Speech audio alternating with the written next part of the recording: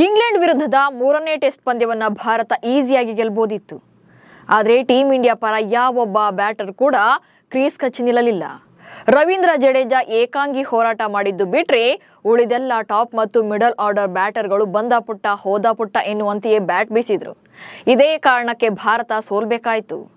ಇಂಥ ಟೈಮಲ್ಲಿ ಕೋಟ್ಯಾಂತರ ಅಭಿಮಾನಿಗಳ ಪಾಲಿಗೆ ನೆನಪಾಗಿದ್ದೇ ಟೀಂ ಇಂಡಿಯಾದ ದಿ ವಾಲ್ ಖ್ಯಾತಿಯ ರಾಹುಲ್ ದ್ರಾವಿಡ್. ಯಾಕೆ ಅನ್ನೋ ಬಗೆಗಿನ ರೋಚಕ ಮಾಹಿತಿಯನ್ನು ಈ ವಿಡಿಯೋದಲ್ಲಿ ಹೇಳ್ತೇನೆ. ನಾನು ಶಾಂತ, ನೀವು ಸುದ್ದಿಯಾನದ ಸಬ್ಸ್ಕ್ರೈಬರ್ ಆಗೋದಕ್ಕೆ ಮರಿಬೇಡಿ. T20 ODI ಫಾರ್ಮ್ಯಾಟ್ ಕ್ರಿಕೆಟ್ಗೆ ಯಂಗ್ ಜನರೇಷನ್ ಅಟ್ರಾಕ್ಟ್ ಆಗಿರಬಹುದು. ಒಂದೇ ದಿನದಲ್ಲಿ ಮ್ಯಾಚ್ ಮುಗಿದು ಬಿಡುತ್ತಲ್ಲ ಅನ್ನೋದು ಅವರ ಕ್ರೇಜ್ಗೆ ಕಾರಣ. ಆದರೆ ರಿಯಲ್ ಕ್ರಿಕೆಟ್ ಅಭಿಮಾನಿಗಳು ಯಾವತ್ತಿದ್ರೂ ಕೂಡ ಟೆಸ್ಟ್ ಮ್ಯಾಚ್ನೇ ಇಷ್ಟಪಡ್ತಾರೆ. ಅದರಲ್ಲೂ ರೆಡ್ ಬಾಲ್ ಕ್ರಿಕೆಟ್ನಲ್ಲಿ ಭಾರತದ ಪಾಲಿಗೆ ತಡೆಗೋಡೆಯಂತಿದ್ದ ರಾಹುಲ್ ದ್ರಾವಿಡ್ರನ್ನ ಮರೆಯೋಕೆ ಸಾಧ್ಯನೇ ಇಲ್ಲ. ಪ್ರೆಷರ್ನ ಹೇಗೆ ಹ್ಯಾಂಡಲ್ ಮಾಡಬೇಕು, ಕೂಲ್ ಅಂಡ್ ಕಾಮ್ ಆಗಿ ಹೇಗೆ ಇನ್ನಿಂಗ್ಸ್ನ ಕಟ್ಟಬೇಕು, ಟೆಸ್ಟ್ನಲ್ಲಿ ಪೇಷನ್ಸ್ ಎಷ್ಟು ಇಂಪಾರ್ಟೆಂಟ್ ಅನ್ನೋದನ್ನ ತೋರಿಸಿಕೊಟ್ಟಿದ್ದೇ ರಾಹುಲ್ ದ್ರಾವಿಡ್ ಕ್ರಿಕೆಟ್ನಿಂದ ದೂರ ಸರಿದು ದಶಕಗಳೇ ಕಳೆದರೂ ಕೂಡ ಯಾಕೆ ಅಭಿಮಾನಿಗಳು ಅವರನ್ನು ಆರಾಧಿಸ್ತಾರೆ ಅನ್ನೋದಕ್ಕೆ ಅವರ ಸಾಧನೆಗಳೇ ಸಾಕ್ಷಿ. ಟೆಸ್ಟ್ ಕ್ರಿಕೆಟ್ನಲ್ಲಿ ದ್ರಾವಿಡ್ ಬ್ಯಾಟಿಂಗ್ ಸ್ಟೈಲ್ ನಿಜಕ್ಕೂ ಅತ್ಯದ್ಭುತ. ಅದರ ಒಂದು ಸಣ್ಣ ಝಲಕ್ ಇಲ್ಲಿದೆ ನೋಡಿ. Rahul Dravid is the new man out there for India. Oh, that's a cracking shot to get off the mark. Wit and hammered away. It's a good shot. Beautiful placement. That should be 4. He'll have to hurry, but he'll get it. It's a 21st 50 for Rahul. Dravid wicket ತೆಗೆಯೋದೇ ಬೌಲರ್ಗಳ ಸಾಧನೆ. The wall ಅಂದಾಗ ಥಟ್ ಅಂತ ನೆನಪಾಗೋದೇ ರಾಹುಲ್ ದ್ರಾವಿಡ್. ತಮ್ಮ ಜಿಗುಟು batting ಶೈಲಿಯಿಂದಲೇ ಬೌಲರ್ಗಳ ಬೆವರಿಳಿಸ್ತಾ ಇದ್ದಂಥ ದಿಗ್ಗಜ ಆಟಗಾರ. ಭಾರತದ ಮಹಾಗೋಡೆ ಎಂದೇ ಟೈಟಲ್ ಪಡೆದಿರುವಂಥ ರಾಹುಲ್ ದ್ರಾವಿಡ್ ಕ್ರಿಕೆಟ್ ಇತಿಹಾಸದಲ್ಲೇ ಶ್ರೇಷ್ಠ ಬ್ಯಾಟ್ಸ್ಮನ್ಗಳ ಪೈಕಿ ಒಬ್ಬರು. ಮಧ್ಯಪ್ರದೇಶದಲ್ಲಿ ಜನಿಸಿದ್ರು ಕೂಡ ಕರ್ನಾಟಕದ ಪರವಾಗಿ ಕ್ರಿಕೆಟ್ ಜಗತ್ತಿನಲ್ಲಿ ಅಚ್ಚಳಿಯದ ದಾಖಲೆಗಳನ್ನು ಬರೆದ ಕ್ರಿಕೆಟಿಗ ಇವರು. ಟೆಸ್ಟ್ ಕ್ರಿಕೆಟ್ನಲ್ಲಿ ರಾಹುಲ್ ದ್ರಾವಿಡ್ರಷ್ಟು ಪೇಷನ್ಸ್ನ ಬೇರೆ ಯಾವುದೇ ಆಟಗಾರನಿಂದ ಕೂಡ ನಿರೀಕ್ಷೆ ಮಾಡೋಕ್ಕೂ ಕೂಡ ಸಾಧ್ಯನೇ ಇಲ್ಲ. ಬೇರೆಲ್ಲ ಪ್ಲೇಯರ್ಗಳು ನೇಮು ಫೇಮ್ ಹಿಂದೆ ಬಿದ್ದು ಬಿಗ್ ಹಿಟ್ಗಳನ್ನು ಬಾರಿಸಿ ಜನಪ್ರಿಯತೆ ಗಳಿಸ್ತಾ ಇದ್ರು. ಆದರೆ ದ್ರಾವಿಡ್ ಮೈದಾನದಲ್ಲಿ ಹಾಗೆ ಮೈದಾನದ ಹೊರಗೂ ಕೂಡ ತೀರಾ ಸರಳ ವ್ಯಕ್ತಿತ್ವದ ವ್ಯಕ್ತಿ. ದ್ರಾವಿಡ್ ಒಮ್ಮೆ ಮೈದಾನಕ್ಕಿಳಿದ್ರೆ ಅವರ ವಿಕೆಟ್ ಪಡೆಯೋದೇ ಬೌಲರ್ಗಳಿಗೆ ಸವಾಲಾಗಿತ್ತು. ಎದುರಾಳಿ ಬೌಲರ್ ಅದೆಷ್ಟೇ ಮಾರಕ ದಾಳಿ ನಡೆಸಿದ್ರೂ ಈಸಿಯಾಗಿ ಡಿಫೆನ್ಸ್ ಮಾಡಿಕೊಂಡು ಆತನ ಅಷ್ಟೂ ಶಕ್ತಿಯನ್ನ ಒಂದೇ ಸೆಕೆಂಡ್ನಲ್ಲಿ ಟುಸ್ ಮಾಡಿಬಿಡ್ತಾ ಇದ್ರು. ಇದೇ ತಾಳ್ಮೆಯಿಂದಲೇ ಹಲವು ದಾಖಲೆಗಳನ್ನ ತಮ್ಮದಾಗಿಸಿಕೊಂಡಿದ್ದಾರೆ. ಟೆಸ್ಟ್ ಕ್ರಿಕೆಟ್ನಲ್ಲಿ ಅತಿ ಹೆಚ್ಚು ಎಸೆತಗಳನ್ನ ಎದುರಿಸಿದಂತ ದಾಖಲೆ ದ್ರಾವಿಡ್ ಅವರ ಹೆಸರಿನಲ್ಲಿದೆ. ದ್ರಾವಿಡ್ ತಮ್ಮ ಟೆಸ್ಟ್ ವೃತ್ತಿ ಜೀವನದಲ್ಲಿ ಒಟ್ಟು 31,258 ಎಸೆತಗಳನ್ನು ಎದುರಿಸಿದ್ದಾರೆ. ಅಂದ್ರೆ ಸರಿಸುಮಾರು 5,210 ಓವರ್ಗಳು.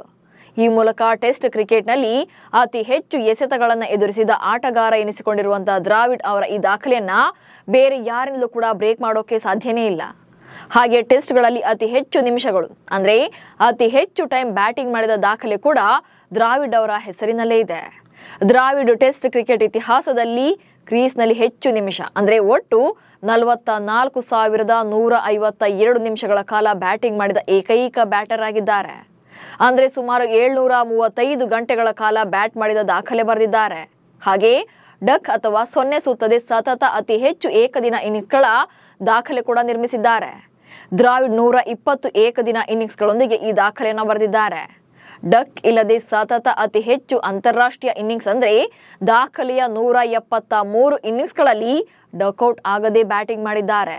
ಅಷ್ಟೇ ಅಲ್ಲದೆ ಒಂದು ವರ್ಷದಲ್ಲಿ ಅತಿ ಹೆಚ್ಚು ಏಕದಿನ ಪಂದ್ಯಗಳನ್ನು ಆಡಿದ ದಾಖಲೆ ಕೂಡ ದ್ರಾವಿಡ್ ಅವರ ಹೆಸರಿನಲ್ಲಿದೆ. ದ್ರಾವಿಡ್ 1999ರಲ್ಲಿ ದಾಖಲೆಯ 43 ಏಕದಿನ ಪಂದ್ಯಗಳನ್ನಾಡಿದ್ರು. ಈ ದಾಖಲೆ ಮುರಿಯೋದು ಇಂದಿಗೂ ಕೂಡ ಕಷ್ಟನೇ ಇದೆ. ಹಾಗೆ ರಾಹುಲ್ ಜೊತೆಯಾಟದಲ್ಲೂ ಕೂಡ ವಿಶ್ವ ದಾಖಲೆ ಹೊಂದಿದ್ದಾರೆ. ಪಾಕಿಸ್ತಾನ ವಿರುದ್ಧದ ಪಂದ್ಯದಲ್ಲಿ ವೀರೇಂದ್ರ ಸೆಹ್ವಾಗ್ ಅವರೊಂದಿಗೆ 410 ರನ್ಗಳ ಪಾರ್ಟ್ನರ್ಶಿಪ್ ಬಂದಿದೆ. ಹಾಗೆ ಕೋಲ್ಕತ್ತಾದಲ್ಲಿ ಆಸ್ಟ್ರೇಲಿಯಾ ವಿರುದ್ಧ VVS ಲಕ್ಷ್ಮಣ್ ಅವರೊಂದಿಗೆ ರಾಹುಲ್ ದ್ರಾವಿಡ್ 376 ರನ್ಗಳ ಜೊತೆಯಾಟವಾಡಿದ್ರು. ಒಟ್ಟಾರೆಯಾಗಿ 164 ಟೆಸ್ಟ್ ಪಂದ್ಯಗಳ 286 ಇನ್ನಿಂಗ್ಸ್ಗಳಲ್ಲಿ 36 ಶತಕ ಹಾಗೆ 63 ಅರ್ಧ ಶತಕಗಳೊಂದಿಗೆ 13,222 ರನ್ಗಳ ಶಿಖರ ಕಟ್ಟಿದ್ದಾರೆ. 344 ಏಕದಿನ ಪಂದ್ಯಗಳ 318 ಇನ್ನಿಂಗ್ಸ್ ಮೂಲಕ 12 ಶತಕ ಮತ್ತು 83 ಅರ್ಧ ಶತಕಗಳೊಂದಿಗೆ 10,889 ರನ್ ಕಲೆ ಹಾಕಿದ್ದಾರೆ. ಇನ್ನು ವಿದೇಶಿ ಪಿಚ್ಗಳಲ್ಲೂ ಕೂಡ ಅತ್ಯಂತ ಯಶಸ್ವಿ ಪ್ಲೇಯರ್ ಆಗಿದ್ದ ದ್ರಾವಿಡ್ ರಕ್ಷಣಾತ್ಮಕ ತಂತ್ರದಿಂದಾಗಿಯೇ ಟೆಸ್ಟ್ ಕ್ರಿಕೆಟ್ನ ಬ್ರ್ಯಾಂಡ್ ಆಗಿ ಗುರುತಿಸಿಕೊಂಡಿದ್ರು. ಪ್ರತಿ ಪಂದ್ಯದಲ್ಲೂ ಕೂಡ ಬೆಸ್ಟ್ ಪರ್ಫಾರ್ಮೆನ್ಸ್ ಕೊಡ್ತಾ ಇದ್ರು. ಏಕದಿನ ಮಾದರಿಯಲ್ಲೂ ಕೂಡ ಸಕ್ಸಸ್ಫುಲ್ ಪ್ಲೇಯರ್. ಏಕದಿನ ಪಂದ್ಯಗಳಲ್ಲಿ 10,000ಕ್ಕೂ ಹೆಚ್ಚು ರನ್ ಗಳಿಸಿದ ಮೂರನೇ ಭಾರತದ ಬ್ಯಾಟ್ಸ್ಮನ್. ಅದರಲ್ಲೂ 2003ರ ನವೆಂಬರ್ನಲ್ಲಿ ದ್ರಾವಿಡ್ ಹೈದರಾಬಾದ್ನಲ್ಲಿ ನ್ಯೂಜಿಲೆಂಡ್ ವಿರುದ್ಧ 22 ಎಸೆತಗಳಲ್ಲೇ 50 ರನ್ ಬಾರಿಸಿದ್ರು. ಆ ಟೈಮಲ್ಲಿ ಅಜಿತ್ ಅಗರ್ಕರ್ ಬಳಿಕ ಇದು 2ನೇ ಅತಿ ವೇಗದ ಅರ್ಧ ಶತಕ ಕೂಡ ಆಗಿತ್ತು. ಸೊ ಸಮಯಕ್ಕೆ ತಕ್ಕಂತೆ ಬ್ಯಾಟ್ ಬೀಸ್ತಾ ಇದ್ರು. ಹೀಗೆ ಜಗತ್ತೇ ಕೊಂಡಾಡುವಂತ ದ್ರಾವಿಡ್ ಅವರ ಕ್ರಿಕೆಟ್ ಜರ್ನಿ ಸ್ಟಾರ್ಟ್ ಆಗಿದ್ದು ಕೂಡ ರಣರೋಚಕವಾಗಿದೆ. ಕ್ರಿಕೆಟ್ ಕಾಶಿ ಅಂತಾನೆ ಕರೆಸಿಕೊಳ್ಳುವಂತ ಇಂಗ್ಲೆಂಡ್ನ ಲಾರ್ಡ್ಸ್ನಲ್ಲಿ ತಮ್ಮ ಮೊದಲ ಟೆಸ್ಟ್ ಪಂದ್ಯವನ್ನ ಆಡುವ ಅವಕಾಶವನ್ನ ಪಡೆದ್ರು. ಹೀಗೆ ಪಡೆದಂತ ಕೆಲವು ಬ್ಯಾಟ್ಸ್ಮನ್ಗಳಲ್ಲಿ ರಾಹುಲ್ ಕೂಡ ಒಬ್ರು. 1996ರಲ್ಲಿ ಮೊಹಮ್ಮದ್ ಅಜರುದ್ದೀನ್ ನಾಯಕತ್ವದಲ್ಲಿ ನಡೆದ ಲಾರ್ಡ್ಸ್ ಟೆಸ್ಟ್ನಲ್ಲಿ ಸಂಜಯ್ ಮಂಜ್ರೇಕರ್ ಗಾಯಗೊಂಡಿದ್ರು. ಈ ವೇಳೆ ಅವರ ಬದಲಿಗೆ ರಾಹುಲ್ ದ್ರಾವಿಡ್ ತಂಡದಲ್ಲಿ ಸ್ಥಾನ ಪಡೆದಿದ್ರು.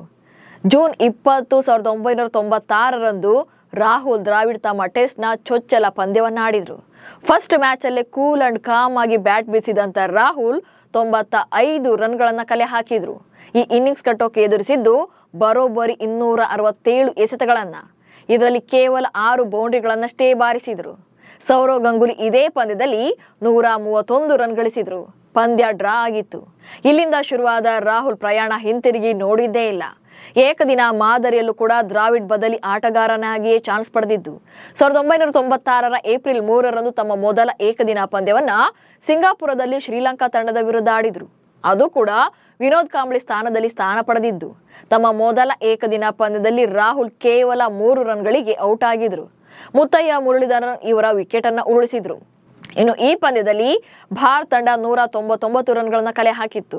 ಟೀಂ ಇಂಡಿಯಾ ಪರ ಬೌಲರ್ಗಳು ಅದ್ಭುತ ಪ್ರದರ್ಶನ ನೀಡಿ ಶ್ರೀಲಂಕಾವನ್ನ 12 ರನ್ಗಳಿಂದ ಸೋಲಿಸಿದ್ರು. 15 ವರ್ಷಗಳ ಸುದೀರ್ಘ ವೃತ್ತಿ ಜೀವನದಲ್ಲಿ ರಾಹುಲ್ ದ್ರಾವಿಡ್ T20ಯಲ್ಲಿ ಆಡಿದ್ದು ಕೇವಲ ಒಂದೇ ಒಂದು ಪಂದ್ಯವನ್ನ ಮಾತ್ರ. ತಾವು ಆಡಿದಂತ ಏಕೈಕ T20 ಪಂದ್ಯದಲ್ಲಿ 21 ಎಸೆತಗಳಲ್ಲಿ 31 ರನ್ಗಳನ್ನ ಕಲೆ ಹಾಕಿದ್ರು. ಇದರಲ್ಲಿ 3 ಸಿಕ್ಸರ್ಗಳು ಸೇರಿದ್ವು. ಹೀಗೆ ಆಟಗಾರನಾಗಿ ಅಷ್ಟೇ ಅಲ್ಲದೆ ಕೋಚ್ ಆಗಿ ಕೂಡ ರಾಹುಲ್ ದ್ರಾವಿಡ್ ಸಕ್ಸಸ್ಫುಲ್ ಆಗಿದ್ದಾರೆ. ಟೀಂ ಇಂಡಿಯಾದ ಯುವ ಆಟಗಾರರನ್ನ ರೂಪಿಸುವ ಜವಾಬ್ದಾರಿಯನ್ನು ಹೊತ್ತಿದ್ದಾರೆ. ಇವರ ಕೋಚಿಂಗ್ ನಲ್ಲಿ ಟೀಂ ಇಂಡಿಯಾ ಅಂಡರ್-19 ವಿಶ್ವಕಪ್ ಸಹ ಗೆದ್ದಿತ್ತು. ಅಲ್ಲದೆ 2024ರಲ್ಲಿ T20 ವಿಶ್ವಕಪ್ ಗೆದ್ದಾಗಲೂ ಕೂಡ ತಂಡಕ್ಕೆ ಇವರದ್ದೇ ಮಾರ್ಗದರ್ಶನ ಇತ್ತು. ದೇಶಕ್ಕೆ ಕೀರ್ತಿ ತಂದ ಸಾಧಕರ ಪಟ್ಟಿಯಲ್ಲಿ ದ್ರಾವಿಡ್ ಅವರ ಹೆಸರು ಕೂಡ ಮುಂಚೂಣಿಯಲ್ಲಿದೆ. ಸದ್ಯ IPL ನಲ್ಲಿ ರಾಜಸ್ಥಾನ ರಾಯಲ್ಸ್ ಕೋಚ್ ಆಗಿ ಅಲ್ಲಿಯೂ ಕೂಡ ಪ್ರತಿಭಾವಂತ ಕ್ರಿಕೆಟಿಗರಿಗೆ ದಾರಿ ದೀಪವಾಗ್ತಾ ಇದ್ದಾರೆ. ರಾಹುಲ್ ದ್ರಾವಿಡ್ ಅವರ ಗರಡಿಯಲ್ಲಿ ಪಳಗಿದ ಸಂಜು ಸ್ಯಾಮ್ಸನ್, ಅಜಿಂಕ್ಯ ರಹಾನೆ, ಶುಭ್ಮನ್ ಗಿಲ್, ಪೃಥ್ವಿ ಶಾ ಸೇರಿದಂತೆ ಸಾಕಷ್ಟು ಪ್ಲೇಯರ್ಸ್ ಇದ್ದಾರೆ. ಒಟ್ನಲ್ಲಿ ರಾಹುಲ್ ದ್ರಾವಿಡ್ ಅಂದ್ರೆ ಅದು ಬರೀ ಹೆಸರಲ್ಲ, ನಿಸ್ವಾರ್ಥ ಮನಸ್ಸಿನ ಅಪ್ಪಟ ಅಪರಂಜಿ ಅಂತ ವ್ಯಕ್ತಿತ್ವ. ಇದೇ ಕಾರಣಕ್ಕೆ ಅವರನ್ನ ದ್ವೇಷಿಸೋರನ್ನ ಹುಡುಕೋದು ತುಂಬಾನೇ ಕಷ್ಟ. ಸೊ ನೀವು ಕೂಡ ರಾಹುಲ್ ದ್ರಾವಿಡ್ ಅವರ ಅಭಿಮಾನಿ ಆಗಿದ್ರೆ ಕಮೆಂಟ್ಸ್ ಮೂಲಕ ತಿಳಿಸಿ. ಹಾಗೆ ಸುದ್ದಿಯನ್ನು ಫಾಲೋ ಮಾಡಿ. ನಮಸ್ಕಾರ.